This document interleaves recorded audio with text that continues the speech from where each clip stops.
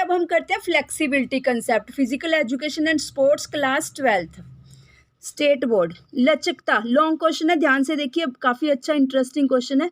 शरीर के जोड़, जो इस बार का सैंपल पेपर है उसमें भी, जो इस बार का सैंपल यानी कि अप्रैल 2021, ठीक है, मैं अपनी कम्युनिटी चैनल पे अपलोड किया हुआ है उसको, उसमें भी इस वाले क्वेश्चन में से कुछ एमसीक्यूज क्वेश्चन आए हुए हैं उस वाले पेपर में।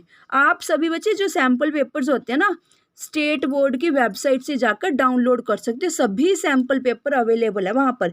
फिजिकल एजुकेशन एक अलग सब्जेक्ट है, फिजिकल एजुकेशन एंड स्पोर्ट्स ये हमारा NSQF के अंडर आता है, ये अलग सब्जेक्ट है। IT, कंप्यूटर साइंस, बैंकिंग, सभी सैम्पल पेपर हरियाणा बोर्ड की वेबसाइट पर अवेलेबल है, पूरे कंप्लीट सीक्वेंस वाइज। चलिए जी, फ्लेक्सिबिलिटी देखिए। शरीर के जोड़ मांसपेशियों एवं संबंधित तंतुओं से जुड़े होते हैं। इन्हीं जोड़ों में हलचल का क्रम लचकता कहलाता है। लचकता से हमारा अर्थ फैलाव, लचकता एवं वह सभी हलचलों से है जो कि साधारणता संभव हो। लचकता किसी चीज की वह विशेषता है जिसके द्वारा बिना उसे तोड़े, उसे मोड़े अथवा घुमाया जा सकता है, एवं अकेले जोड़ अथवा जोड़ों के क्रम में संभावित हलचलों का क्रम लचकता कहलाता है। आदमी की हलचल की अधिकतम से हलचल करने की क्षमता उसकी लचकता कहलाती है। इस तरह हलचल की अधिकतम लचकता का परिमाण कहलाता है। लचकता विभिन्न कसरतों के द्वारा, जैसे बैठने की स्थिति में आगे झुकना, पैरों पर झुकते हुए टखनों को हाथों से छूना इत्यादि है। Types of flexibility, most important. निष्क्रिय लचकता, सक्रिय, निष्क्रिय पैसिव, सक्रिय एक्टिव, ठीक है जी। पैसिव फ्लेक्सिबिलिटी, निष्क्रिय लचकता। निष्क्रिय लचकता से हमारा मतलब है एक जोड़ की अधिकतम लचकता जो एक आदमी हिस्सेदार की मदद से साधन यानी कि किसी की थोड़ी सी हेल्प से साधन अथवा दूसरे कुछ साधनों की मदद से प्राप्त की जा सकती है। इस तरह निष्क्रिय लचकता में परिवर्तन करके मांसपेशियों के फैलाव के अस्तित्व को जालीदार किया जा सकता है। सेकंड, सक्रिय, देखो नेम से ही पता लग रहा है, यानी कि पैसिव क्या है, किसी की हेल्प से, कोई भी एक्सरसाइज, योगा, प्राणायाम, कुछ भी थोड़ा सा करना किसी की हेल्प लेकर। पर एक्टिव खुद अपने आप ही इंडिपेंडेंटली करना। यह उस तरह की लचकता है जिसमें एक व्यक्ति स्वतंत्रता से मांसपेशियों को सक्रियता के साथ प्राप्त कर सकता है। इसका अर्थ केवल फैलाव की पदवी ही नहीं बल्कि मांसपेशियों की शक्ति भी है। ट्रेनिंग मेथड्स ऑफ फ्लेक्सिबिलिटी, लचकता की प्रशिक्षण विधियां। पूर्ण, यहाँ से बेटे, यहाँ ना काफ़ी क्वेश्चंस आए हुए हैं इस टॉपिक से रिलेटेड, ठीक है जी, सैम्पल पेपर में। फुली वार्मिंग अप, पूर्ण गरमाना। एक बार पूर्ण गरमाने के बाद सारी लचकता की कसरतें की जानी चाहिए। ये चोटों की रोकथाम में मदद करती है। लेस फटीग, कम थकावट।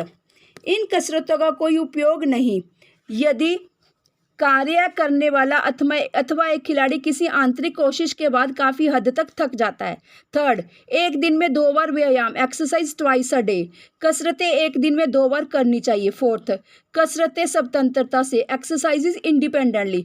प्रत्येक परीक्षार्थियों को स्वतंत्रता पूर्वक कसरतें करनी चाहिए। फिफ्थ, गति की धीरे धीरे वृद्धि, इंक्रीजिंग द स्पीड ग्रेजुअली। कसरतों की गति धीरे धीरे बढ़ानी चाहिए। मांसपेशियां खींच जाती हैं अथवा कसरत की गति में अचानक वृद्धि के साथ उनके तंतु तोड़े जा सकते हैं, ठीक है, मतलब ये डेंजरस पॉइंट है, तो थोड़ा सा उसको ग्रेजुअली बढ़ाना चाहिए। जैसे पुशअप लगाते हो आप, आज 10 लगाए, कल 20 लगाए, फिर 30, 40, ऐसे ऐसे करके धीरे धीरे। 6th पॉइंट देखिए, एक्सरसाइज डेली, ये रोजाना कसरतें। यदि कसरतें नियमबद्धता से न की जाए तो शारीरिक प्रणाली उचित रूप से कार्य नहीं करती है एवं शरीर में पसलियों एवं हड्डियों की बनावट को न ही उचित रूप से आकार मिलता है और न ही वे बढ़ती हैं। 7, जैसे जिम वगैरह जाते हो आप सभी स्टूडेंट्स। 7th देखिए, बचपन एवं युवा काल, चाइल्डहुड एंड एडोलेसेंस पीरियड्स। बचपन जो आपकी टीनेजर वगैरह होती है, टीनेजर लगा लीजिए, या फिर 8th क्लास से 8th 9th 10th 8th से 12th क्लास तक। बचपन एवं युवा काल में लचकता का बहुत अधिक सुधार किया जा सकता है। इन दो कालों में दबाव सामान्य लचकता को प्राप्त करने में डाला जाना चाहिए। बाद में विशिष्ट साधन की मदद से लचकता की कोशिश करनी चाहिए। 8th types of sports. कसरतें, खेलों के प्रकार। कसरतें खेल के रूप के अनुसार चुननी चाहिए ताकि मांसपेशियां एवं उस खेल के स्तर के अनुसार विकसित हो सके एवं उसके अनुसार फैल एवं सिकुड़ सके। 9th खिलाड़ी के दर्जे एवं स्तर के अनुसार, according to the standard and level of sportsman. कसरतें खिलाड़ी के दर्जे एवं स्तर के अनुसार होनी चाहिए ताकि उन्हें अपनी खेलों में अपना अपना कार्य कौशल दिखाते एवं कोई कठिनाई ना हो। 10th शक्ति विकास की कसरतें, स्ट्रेंथ डेवलपमेंट एक्सरसाइजेज। लचकता के विकास के लिए योजनाबद्ध कार्य सूची में शक्ति विकास की कसरतें विशेष रूप से शामिल होनी चाहिए। 11th समूह के रूप में कसरतें, exercises in the form of sets. एथलीटों को प्रयत्न प्रभाव के लिए कसरतें समूह के रूप में करनी चाहिए, इसलिए इन कसरतों के पीछे कार्य सूची अथवा योजना होनी चाहिए। 12th लचकता के स्तर को बनाए रखना, टू मेंटेन फ्लेक्सिबिलिटी लेवल। नियमित कोशिश के साथ शरीर में लचकता 35 से 40 की आयु तक एवं इससे आगे तक बनाई रखी जा सकती है। 13th कसरत सामग्री, एक्सरसाइज इक्विपमेंट। कसरत सामग्री का प्रयोग स्वस्थ, शक्तिशाली एवं लचकदार शरीर बनाने में एवं बनाए रखने में काफ़ी प्रभावी सिद्ध होता है। ये 3 कीवर्ड्स आए हैं, ऐसे कीवर्ड्स का ध्यान रखना है कि कहाँ पर तुमने कीवर्ड्स फिट करने हैं। स्वस्थ, शक्तिशाली, लचकदार, ठीक है, 3 कीवर्ड्स आए हैं। 14th देखिए योगासन। योगासन एवं दूसरी क्रियाएं लचकता, एकाग्रता एवं आराम के लिए की जानी चाहिए। 14th पॉइंट, ठीक है जी। अब है जी फ्लेक्सिबिलिटी से रिलेटेड एक्सरसाइजेज फॉर, क्योंकि बेटा लॉन्ग क्वेश्चन है फ्लेक्सिबिलिटी का, तो इसको इस वाले क्वेश्चन को इसकी जो एक्सरसाइजेज बता रहे हैं ये भी यहाँ तक कंप्लीट कर देंगे। फिर next point next long question बना दूंगी इसका मैं। फैक्टर्स अफेक्टिंग है ना, ये भी मोस्ट इंपॉर्टेंट क्वेश्चन है नेक्स्ट वीक। बस इसको मैं इसी फ्लेक्सिबिलिटी का टॉपिक चल रहा है इसी के साथ ही कंप्लीट कर देती हूँ वीडियोज़ को। प्रमाणिक लचकता के लिए कसरत, exercises for testing flexibility. General flexibility साधारण लचकता, बैठने की स्थिति में पैर को फैलाकर बैठने या खड़े होने की कोशिश करना, धड़ को आगे की ओर झुकाना, टांगों, सिर या छाती की मदद से 90 डिग्री का कोण बनाना। इस विधि से साधारण लचकता को प्रमाणित किया जा सकता है। सेकंड, कमर के हिस्से एवं कमर की लचकता, flexibility of the hip and lumbar. ये लंबर रीजन ये बहुत अच्छे से रट लेना, इसके ऊपर भी क्वेश्चन आए हुए हैं। खिलाड़ी जब बेंच पर खड़ा होता है उसे आगे झुका दो, यदि वह अपने पैर के स्तर से पीछे हो तो सकारात्मक है, पॉजिटिव है, यदि वह उससे पीछे नहीं है तो नकारात्मक -1 है। टांग की लचकता टांग की दरारों के द्वारा भी मापी जा सकती है।